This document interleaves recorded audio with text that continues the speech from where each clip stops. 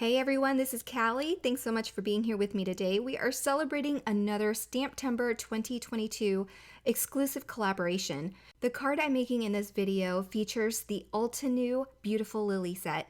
This gorgeous 4x6 stamp set features a large lily stamp along with many great sentiments. So I've stamped my image here in a Copic friendly ink, and now I'm going to color with Copic markers. I've listed the colors that I'm using in the upper right hand corner there, as well as one polychromos colored pencil, which you'll see me use in a little bit to add some more depth to the lilies that I'm coloring.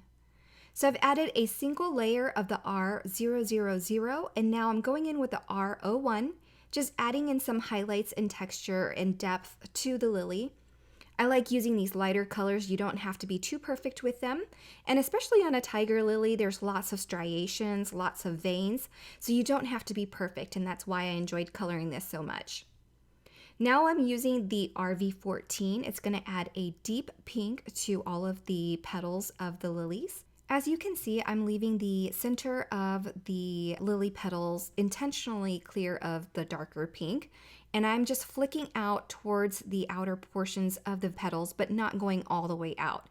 If you look at a tiger lily photo, you'll see that there are natural curvatures to the flower, so those veins aren't going to be pronounced at the center, and it just looks more realistic when I color it this way, and I love the depth and dimension that it creates. So now I'm going in with the R00 marker, and I'm just going to blend out that harsh pink and just blend it into the lighter areas of each of the petals. I'm coloring the center stamens with some light brown and some golden yellow, and then we'll work on the foliage with some darker greens. They're going to be more olive tones, so I'm starting with a G28 for a deep outline, and then I'm going to go in with a medium G24 and then brighten it some with the G21, which is the lighter shade. As you can see, I reserve the majority of each of the petals for the lighter color because I feel like this creates a lot more contrast for your foliage and your flowers or anything that you're coloring. Okay, so when I am done coloring with the Copic markers, I'm going to go in with my polychromos colored pencil.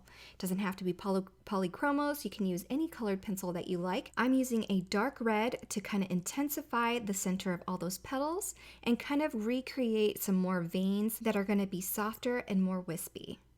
So I'm going to go around all of the different petals, and it just takes a little bit to do that. This coloring was so quick and it didn't take very long at all.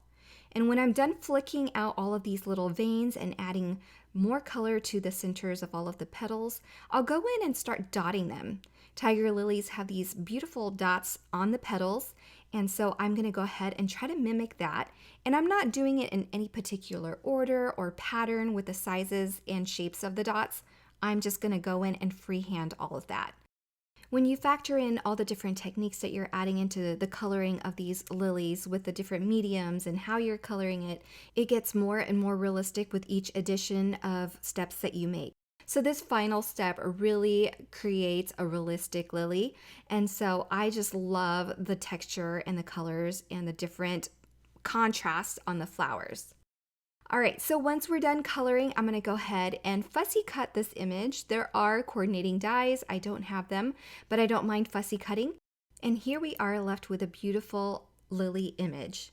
Now to add more interest, I'm going to use my Jelly Roll pen to add some white dots as well. And I didn't do this before I started fussy cutting because I didn't want that white gel highlight to smear at all. So I did that and I set it aside to work on my background while that dries. I'm going to use Sage Positively Saturated ink, and I'm just ink blending one of the corners. The color is going to go darker from one corner and fade into white. Now to add some splatters using the same ink color, I have some ink in my lid, and I'm just going to wet that down with a spritz of water, and then I can clean that out with my stamp chamois. So it's a quick way to add some texture and color without making a mess on your glass board, and I just like to keep my mess to a minimum. I'm going to clean up the edges on my ink blended panel by trimming off a 1/4 inch on all the sides. Then I'll add 3D foam squares on the back of my colored image and then attach it to my ink blended panel. When I'm happy with the position, I'm going to go ahead and press that down and seal it in place.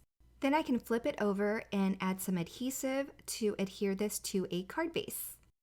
I just love the sage color, and I think it blends into foliage colors really well. So it's almost like you have a field of lilies in the background and only this one is in view, if that makes sense. So when I have that down, I'm going to go ahead and work on a sentiment. I'm going to choose the sentiment that I want, and I have a scrap piece of black cardstock that I'm going to stamp my sentiment on. I'm using Versamark ink to stamp my sentiment, and then adding some white embossing powder and then heat setting it. And to save some time, I did trim this sentiment off camera, just a little bit off the sides to make it all equal. And then I'll go ahead and add some adhesive on the back.